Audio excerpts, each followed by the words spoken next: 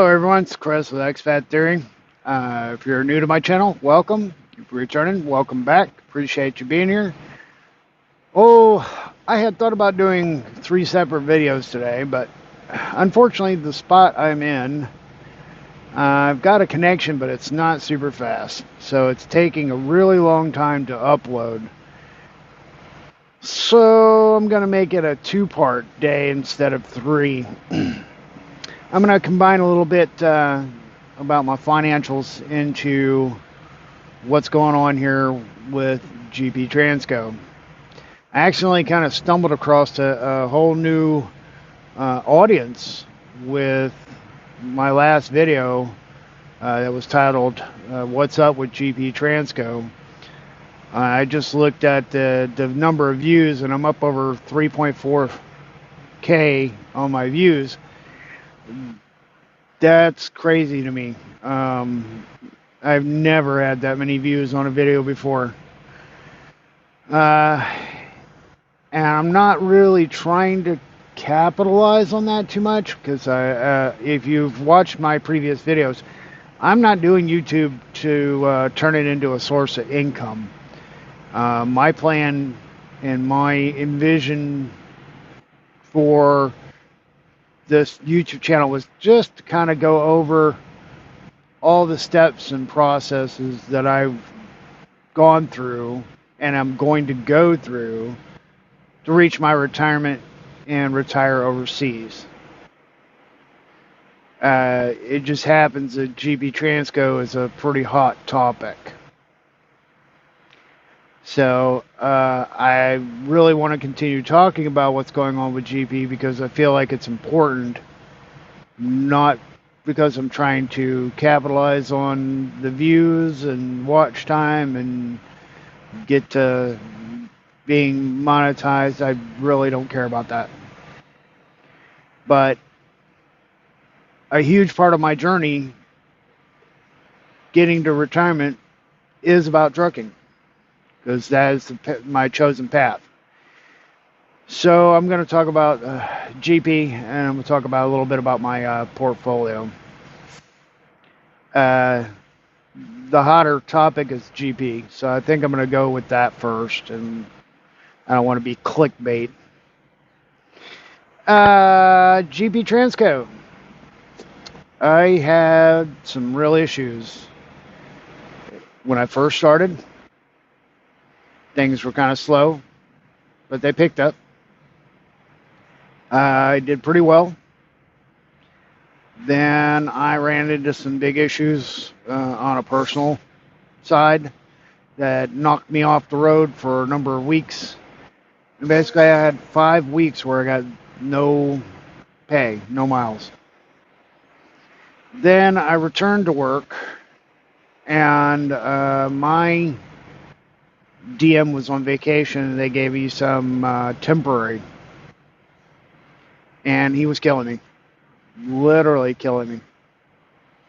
The average miles I was driving per week was 249.1. I gave my 2 weeks notice. I mean, I was hot.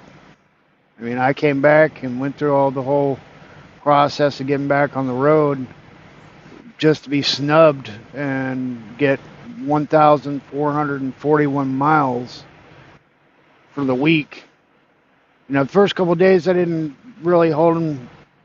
He's not accountable because I'm just now coming back. So I didn't count those. It was the full week. In 1441,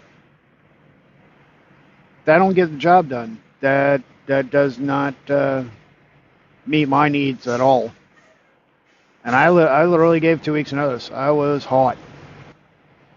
You know, I stay professional. Don't get me wrong. I don't call up and cuss nobody out. I don't act stupid. But I gave my 2 weeks notice and said, this don't work for me. Sorry.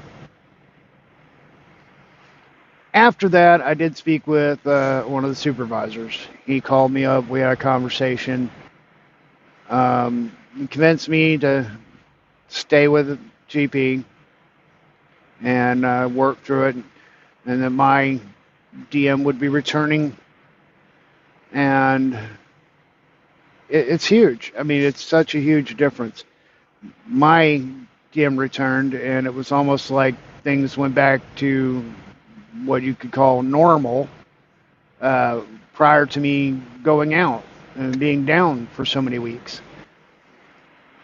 So that kind of threw me for a little bit of a loop, especially with everything that I'm hearing about how bad the market is and how bad the load situation is. And I'm hearing in the media, of course, everybody knows the yellow freight shut down. I'm hearing Maersk, the container company, is looking at huge losses. The the whole shipping industry is suffering. So I kind of was expecting a little bit uh, of a downturn, but when my DM came back in, he found me the miles I needed. So I'm still here. I'm still with GP. I'm not planning on leaving just yet. If they give me the miles and treat me the way I need to be treated, which is I'm not looking for anything special. I'm not looking for them to treat me any differently than they would anybody else. So I don't need to be coddled or hugged or given any kind of special attention. To me, this is business. This is all about business. So you give me my numbers, I'm good. I'll drive my little heart out for you. You don't give me my numbers, I gotta go. I have a plan. I have this in place. Started since 2019. I'm working that plan, and if this company can't provide what I need, then there are other opportunities. I'm not locked down. But on the reverse side of that, if they're going out of their way and they're giving me the miles that I need, and it shows me that they value me, if they're going to keep me running the way I request, then I will stay with them, and I do form a little bit of loyalty and attachment. Nobody likes to hop jobs. It's not beneficial. It doesn't look good on your resume or anything else. Companies don't want to see you, hopping from one trucking company to another every, 30, 90 days or whatever.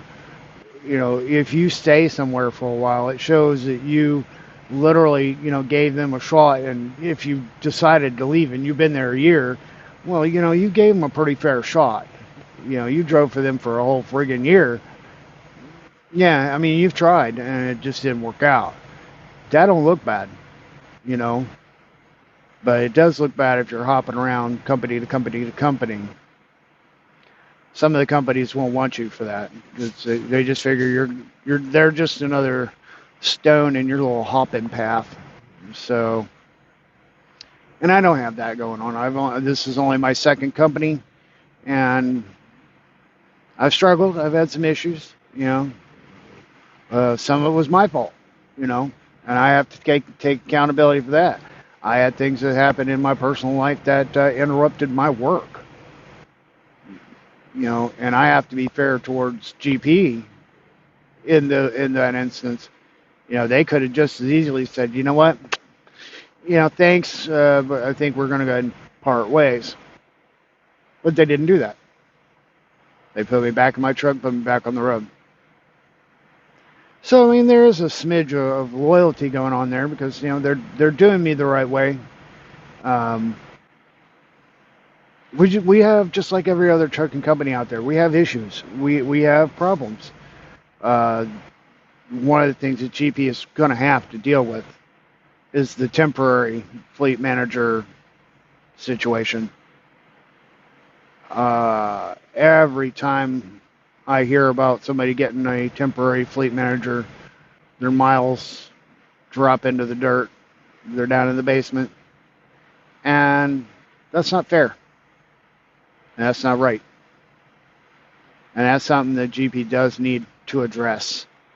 Uh, just because your fleet manager decides, he wants to have some off time and, go see his family or go on vacation or whatever, we the driver shouldn't have to suffer. That's not fair, and that's not right. So that's something that definitely needs to be addressed and dealt with immediately. Um, Load situation sucks. A lot of the customers that we're going to, in some cases, are not good customers. That's why they're relying on the load boards, because they can't really get a contract with a consistent and comfortable company, uh, because their workload sucks. They're not designed for trucks. They're small, rinky-dink places. They don't pay well, and numerous factors. So you get the bottom of the barrel of the load boards, and it's gonna suck. So hopefully things will turn around. I think we're going to be in this situation for a little while. And it's a little scary because, July, August, it's kind of come wrapping up. By September, you're pretty much wrapped up most of your Christmas shopping, or sorry, Christmas shipping. Some companies go a little later, up into October. But for the most part, the bulk gets done by September. So if retailers are cutting back their stock and they're not shipping as much, yeah, I think it might end up being a lean year for us trucking companies. We may have an issue there. Hopefully winter will treat us kindly. It won't be too brutal. And we can at least make decent money. When winters are tough for us, the weather gets terrible and you have to shut down a lot. Yeah, it can make things a little rough. And GP, I haven't been with them during winter yet, so this will be a new situation for me to see how they handle things and how things are processed when you're forced to shut down because of road conditions. And they seem to be about safety, so I don't expect there to be issues with being told to drive if the conditions are not safe. There are other companies out there, they just want you to move. They don't care. I don't see GP as being one of those. They seem to be pretty legit. They're a pretty legit company. I have to give them credit. They are a legit company. They seem to be stand up. Again, frustration comes with the minor details here and there, the things that drive you crazy as a driver. And each company has their own little set of things that make you bonkers and want to tell them to take their job and stick it where the sun doesn't shine. So you just got to find that company that doesn't drive you totally nuts. That the problems and issues are the ones that you can kind of shrug off and roll with. So finding a job that drives you the least crazy, put it that way. And for a lot of people, GP seems to be it. I mean, we have a drivers group on Facebook, and there are a lot of times there's some upset people. And other times we got people that think GP walks on water. They're the best thing since sliced bread and white on rice. Hard to kind of judge when you get so much really mixed feedback from other sources. So I kind of temper it with my experience. And so far, I've been with them since January. My experience has not been bad. It's been pretty good. There have been some times when like I said, I gave them my 2 weeks notice. I was ready to leave. And other times, they do me right, So I'm going to remain with GP for now and see how things go. I'm interested in seeing how this winter rolls out and how it's going to affect my plan for the year. My financial plan is taking a pretty good hit.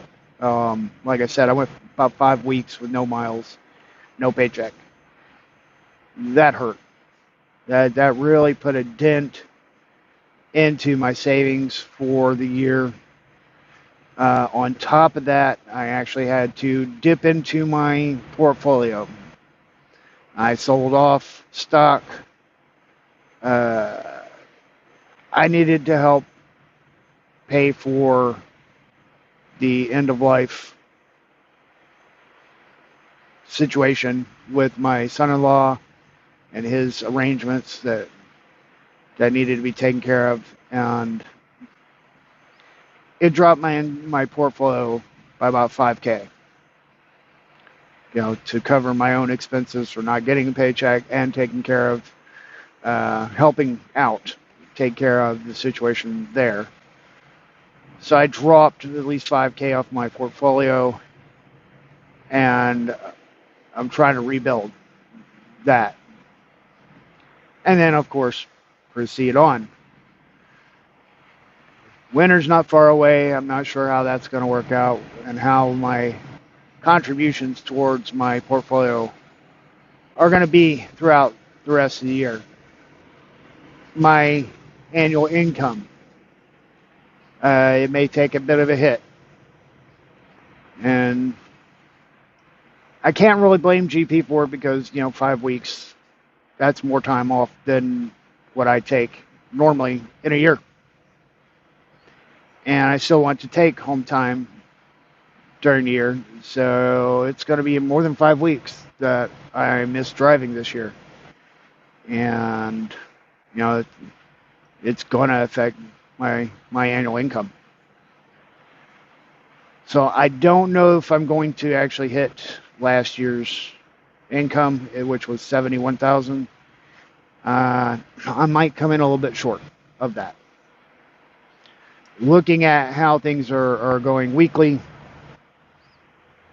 I might fall a little bit short. But I can't hold GP's feet to the fire for that when it was my life that caused that problem. If I added the math back in to what I should have made while I was out, I actually break that 71,000 mark. Not by a lot, but I would break that mark. I have seen people ask me questions about GP and their advertising and saying that you can make, 85 to 95,000 or whatever it is. I'm not going to argue what the perfect world scenario is. I can't. Yeah, I'm sure they could come up with all kinds of ways of how they got to that number. And I can't say that I'm making the most out of the GP drivers. I'm a new driver, only been with them not even, about 6 months. And I'm looking at, on average, if I would have put everything back in, I've been driving as a normal, I'd have probably been in the mid-70s. So I don't know where they came up with their numbers, but my personal experience, I'm going with mid-70s. And every time you get a raise, of course, that's going to go up. If the market turns around, gets better, numbers are going to go up. But I have to put things in big picture and perspective too. Big picture perspective. I've never made this much money before, So it's hard to get angry or upset or be sidetracked from my plans if I start micromanaging and really getting upset about, well, this week sucked, or the last 2 weeks sucked, or this month sucked. It really kind of needs to boil down to the year. And when I'm more than double the income that I've ever made my whole life, how do I buck that? How do I get mad about that? It can suck. It can piss you off. It can make you just bonkers. But you have to kind of step back from the situation and look at things from a higher perspective, bigger picture, and make sure that it's fitting your goals and your needs and your plans. Because it might be. You just might be really upset that, the last whatever time frame you're looking at has been rough, tough, and just absolutely sucky. Welcome to trucking, can I say? It's the way it is. All right, guys, so nailing down the actual math. Something I've been told I shouldn't do. I shouldn't really talk numbers. But I'm going to do it. I don't want to be vague, and I don't want to be that. I don't want to be that where people are not sure about what I'm talking about. I have a Roth 401k. I got 21.5 in it, 21,500. I've maxed it out for the last 3 years. That's going to be retirement money. It's after tax, so everything I make in there, everything I put in there has already been taxed. I'll get it tax-free. I got till 2030 to keep adding to it. My stock portfolio, it dropped. It's now currently running just about 45,000. About 45,500. I've got 15 positions in that stock portfolio. 6 of them are not doing great. 6 of them are my backbone. They're doing fine. Couple 3 are me screwing around with stuff to see if I can make a buck. They're not big investments. They're testing the waters. Could be sold off and just forgot about, not worried about. Overall, I am up a little over 5%. I made some bad trades at the beginning of this. I've been doing this investing stuff for about 18 months now. I made some bad trades, had a bad learning curve, did some things that lost me a pretty good chunk of money, about $2,200. And over the last 18 months, I've made a little over $2,500 in dividends. So as a whole, I made back all of the money that I made on mistakes. And I'm a couple $100 to the good. The value of what I have out there, I'm to the positive. Actually, I'm to the positive a couple grand, like I said, 5%. So the portfolio is really actually starting to come together quite nicely. It's starting to build. I just need to get back on track with the savings to keep that growing.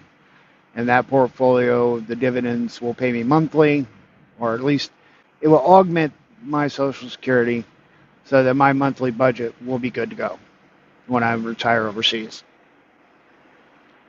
If there's any questions, anybody has any ideas, questions, comments, or whatever you want to know more about what's going on with the investing or the trucking, drop it down in the comments. I do try to respond to comments, and some of the comments are not something I really want to reply to, so I'll leave those alone. Some of the comments have been pretty screwy, and I've had to actually just remove them. They're really weird sometimes. But if you have, if you've got a comment in there and it's a valid topic and stuff, I have no problems just hopping right back in and answering any questions or comments. And if it's valid to what's going on here and on my channel, I absolutely will address it. And I really do appreciate it, actually. Not everybody thinks the same way that I do. Not everybody sees everything the same way that I do. And I appreciate differing opinions. I don't appreciate insulting, though. There's no reason to be insulting and just nasty or unintelligent about stuff. There's no call for that. And I try to manage the channel as best I can and keep it kind of chilled and informative. So anyway, guys, thank you for watching. If you know anybody who's interested, please share this channel to them. Maybe this content will be interesting or worth their watch and worth their time. And I appreciate you guys watching my channel, and we'll see you in the next video.